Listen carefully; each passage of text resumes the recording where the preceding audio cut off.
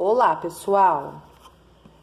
Hoje nós falaremos do componente curricular matemática e nós vamos realizar a devolutiva de uma atividade do assunto função do primeiro grau, que é um conteúdo da primeira série do ensino médio, tá? Então, nossa aula de matemática, função do primeiro grau, devolutiva da atividade de funções, tá certo? A primeira atividade que foi passada foi para que a gente determinasse os zeros ou as raízes das funções.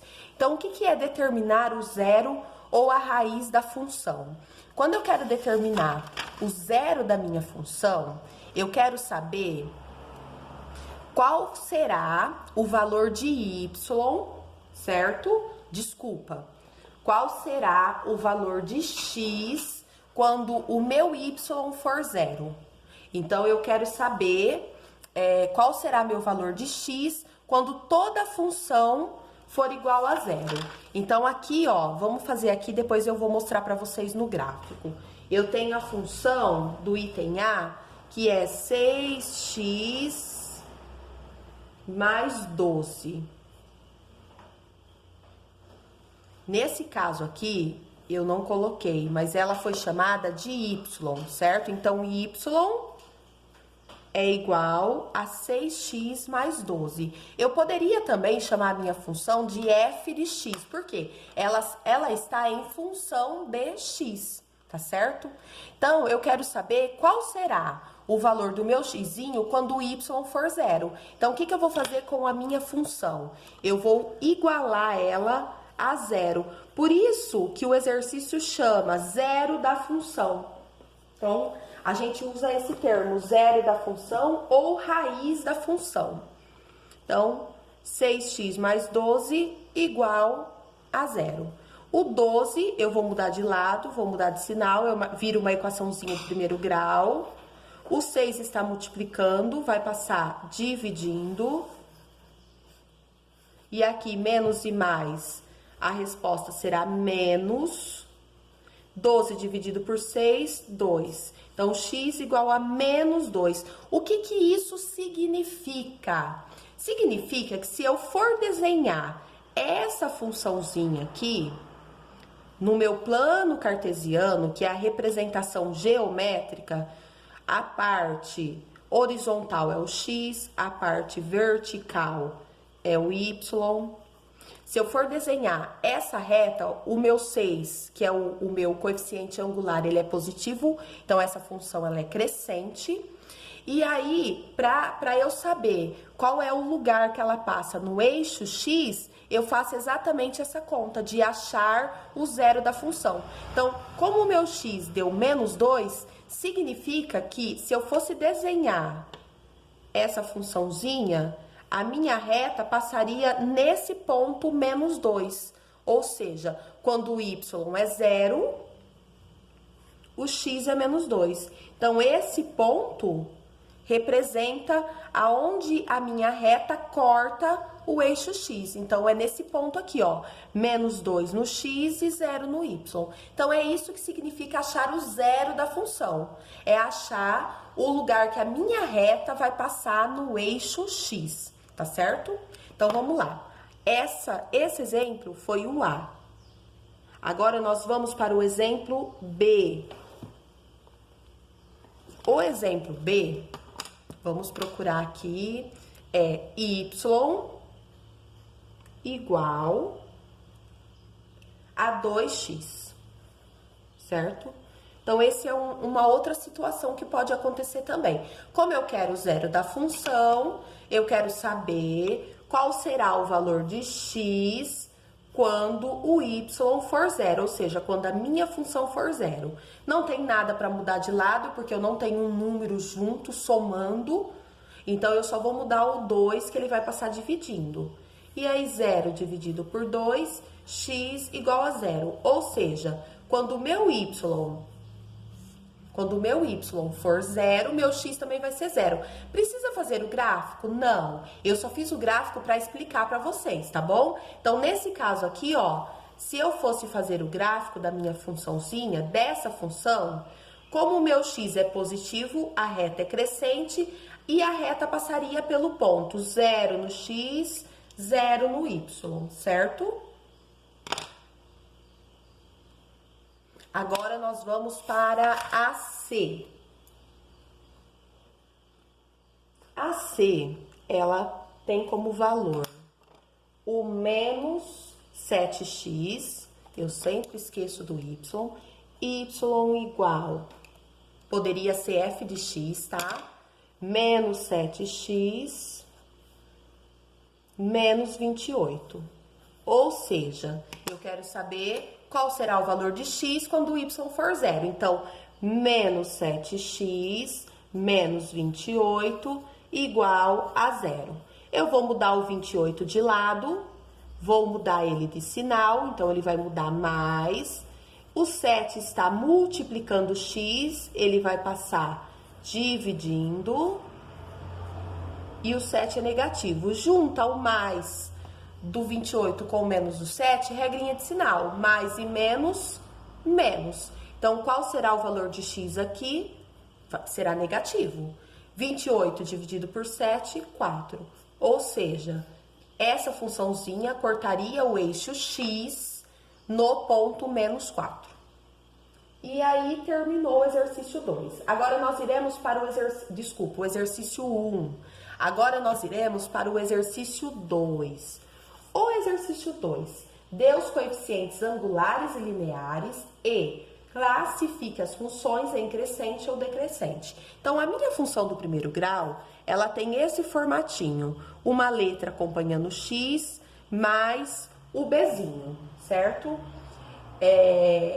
O A, ele representa o coeficiente angular. Então, essa letrinha que acompanha o x é o coeficiente angular. E a letrinha, o termo independente aqui, é o coeficiente linear. O coeficiente linear, ele pode ser tanto positivo como negativo. Ele não vai interferir na característica da minha função. Já o coeficiente angular é ele que determina se a minha função será crescente ou decrescente. Então, ele tem que ser diferente de zero para que a minha função exista. Se ele for positivo, maior que zero, a minha função é crescente. E se ele for menor que zero, a minha função é decrescente. Então, é o coeficiente angular que determina o crescimento ou decrescimento da minha função. Então, é isso que nós vamos fazer no exercício 2, tá certo? Então, aqui no item A, eu tenho a função. Só um momentinho, deixa eu localizar. Descer com o mouse. Eu tenho a função y igual a 2x menos 1. Ou seja, eu quero saber quem é o A, quem é o B. O A é quem acompanha o x, então é o número 2. O B é o termo solto, o menos 1.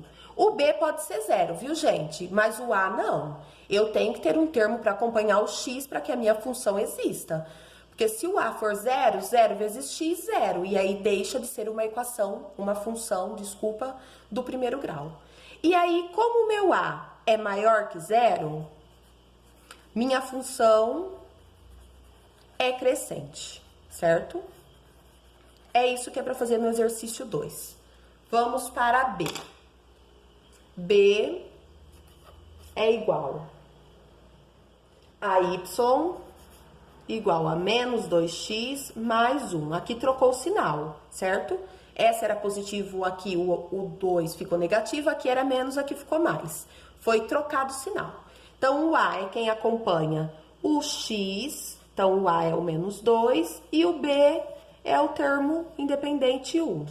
O A, nesse exemplo, ele está menor que o 0, ele é negativo. Então, a minha função é decrescente, certo? Agora, vamos para o exercício C, o item C.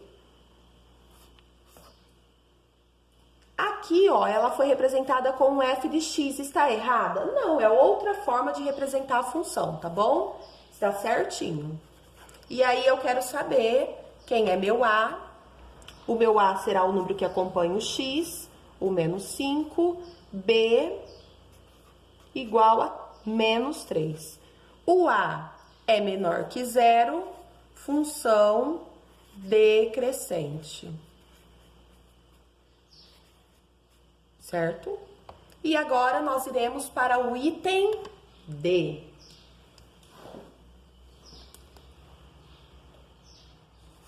O D, f de x, novamente, representado por f de x, igual a x mais 2. Ah, não tem número que acompanha o x. Tem sim. Lembra daquela regrinha que quando não tem nada é 1? Então, aqui, ó, quem será meu a?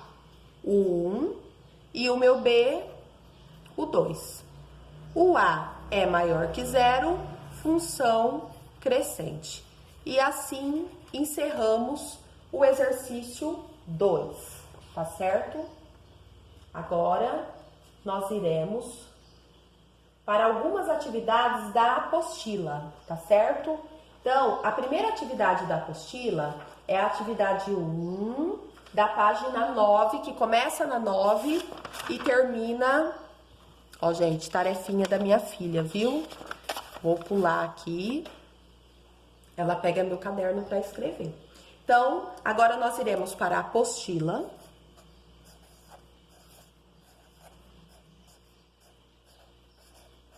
Volume 2.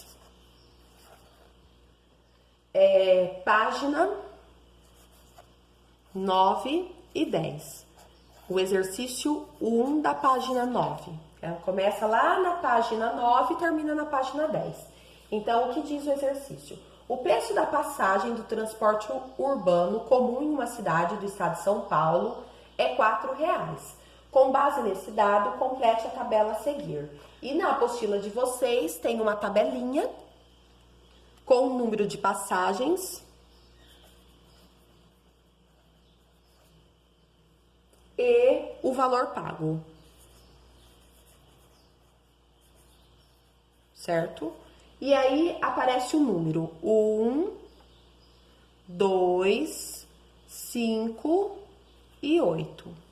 Então, essa é a tabelinha que tem na apostila, certo? Quem tem a apostila pode acompanhar pela apostila. Quem não tem a apostila pode resolver no caderno também, que não tem problema.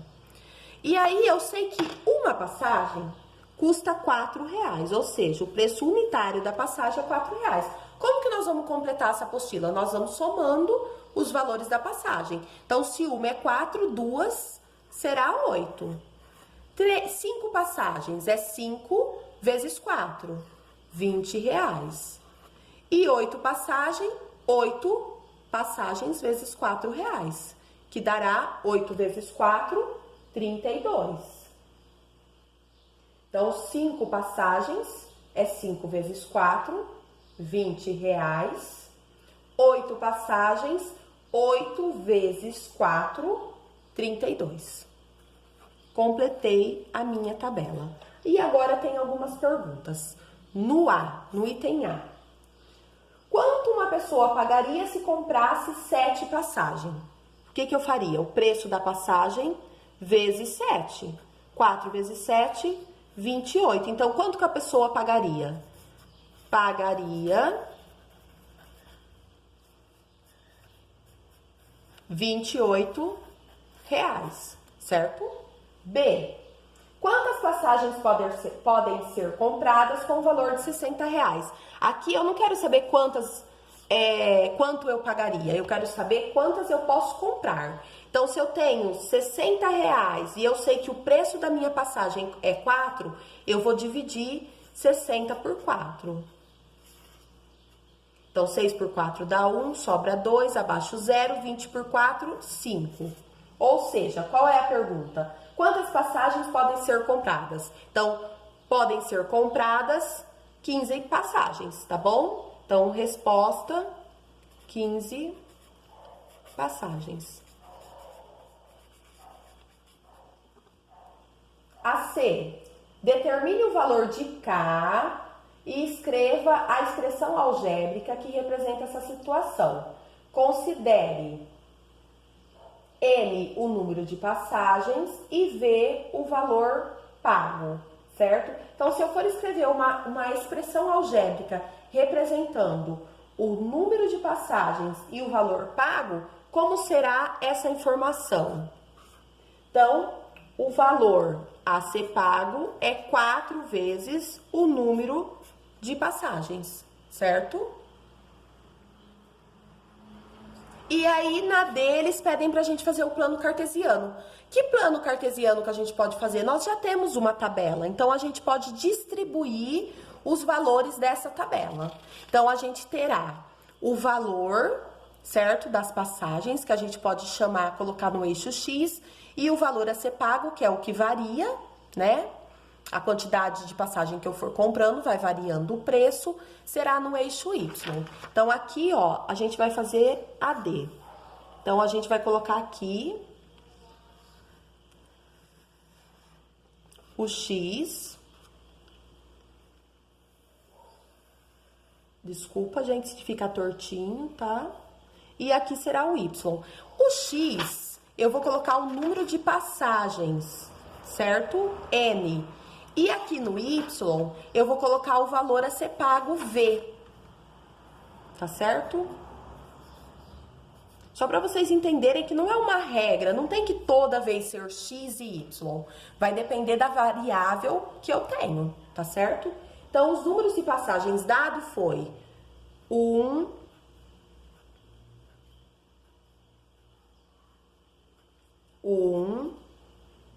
2, 3, 4, foi dado 5, 6, 7 e foi dado 8, certo? E aí, os valores encontrados, como a gente tem um número até 32, eu vou criar valores de 4 em 4, tá? Então, aqui, ó, 4, 8, 12, 16, 20, 24, 28, 32. Então, ó, 4, 8, 12, 16, 20, 24, 28, 32. Só pra gente não precisar escrever tantos números. Então, o primeiro número aqui, o 1, eu vou ligar o 4, porque uma passagem é R$4, certo? 2 passagens, R$8. 5 passagens,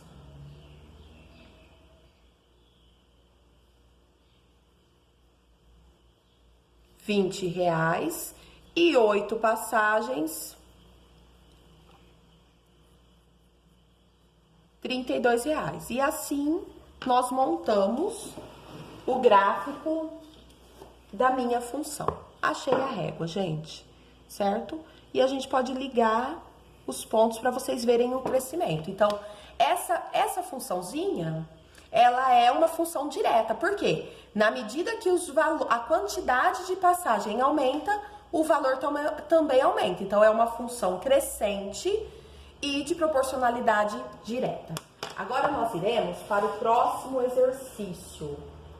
É o exercício 3, que vocês tinham que escolher qual era, né, o gráfico que representava uma relação de proporcionalidade direta entre as duas grandezas. Então, vocês tinham aí 4 opções.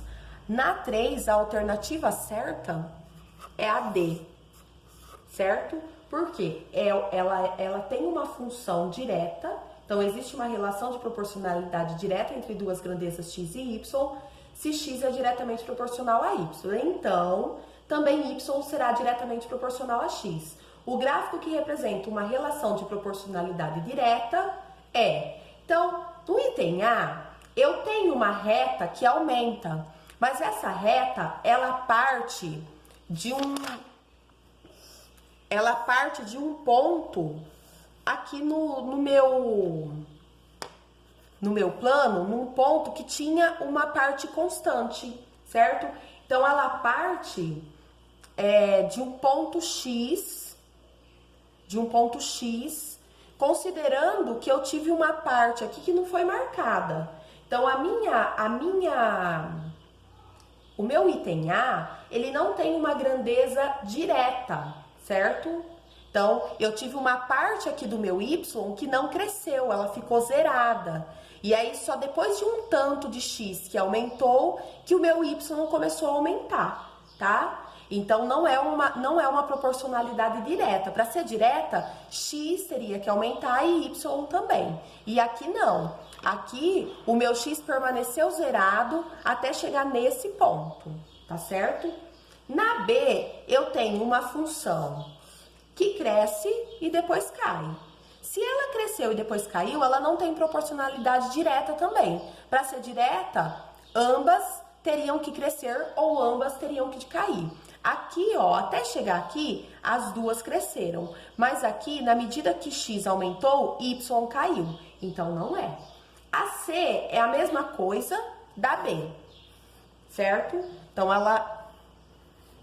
ela caiu em Y enquanto aumentou em X, então não é direta. Então, a alternativa certa é a D, certo? Então, a D que é a alternativa correta. Por quê? Na medida que X aumenta,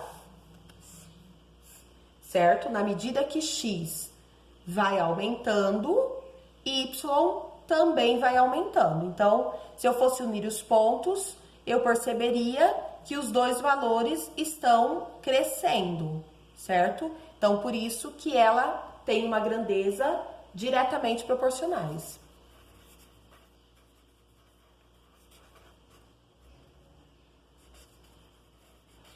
Então, esse é o exercício 3 da página 11 da apostila, volume 2, certo? Agora nós iremos para a página 13, o último exercício, tá? Página 13, atividade 11. Aqui, mesma coisa, gente, exercício de observação. Então, nós iremos observar, dentre os gráficos a seguir, assinale-os que representam respectivamente, ou seja, nós vamos seguir a ordem em que a primeira será decrescente e o segundo crescente. Então, nós vamos seguir essa ordem. Eu quero uma função decrescente e depois crescente. Quais são os itens apresentados? Então, eu tenho a primeira função, ela tem uma reta. Gente, eu estou fazendo sem muitos detalhes para o vídeo não ficar longo, tá? Então, aqui eu tenho o A, o B. Eu tenho uma função aqui. O C. Eu tenho já fiz um primeiro, deixa eu ir para o outro, então. Eu tenho uma função, eu tenho uma reta que corta, está paralela ao eixo Y. Aqui está paralela ao eixo X. Depois eu tenho a D.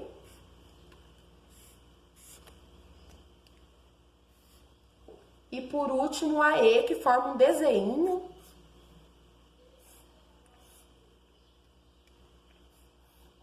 Mais ou menos assim os meus exercícios. Então, eu preciso achar qual é a função decrescente e qual é a função crescente. No A, gente, a minha reta, ela não aumenta no eixo Y. Então, eu tenho um X, certo? Que ele varia, ele vai aumentando, mas o Y está constante. Então, isso não representa função nem crescente nem decrescente. O mesmo acontece com a C. Na medida que o Y aumenta, o X permanece igual. Então, tanto a A como a C não são funções crescentes ou decrescentes, certo? Elas têm aí um valor constante. A B, eu tenho um valor que na medida que X aumenta, Y diminui. Então, na medida que o X vai aumentando, o meu Y vai caindo. Então, essa função, ela é decrescente. E na D, eu tenho uma função crescente, ou seja, na medida que o X aumenta, o meu Y também aumenta. Na E, ela cresce depois ela fica constante, depois ela cresce novamente. Então, ela também não é uma função que é só crescente ou só decrescente. Então, quais são as funções que são decrescente e crescente? Nessa ordem, B e D. Que é a alternativa B e D, a alternativa C. Então, a alternativa correta é a alternativa C, certo? E assim finalizamos a nossa devolutiva das atividades com o conteúdo de função de primeiro grau. Caso tenha alguma dúvida, entre em contato, tá certo? Muito obrigada, gente. Um abraço a todos.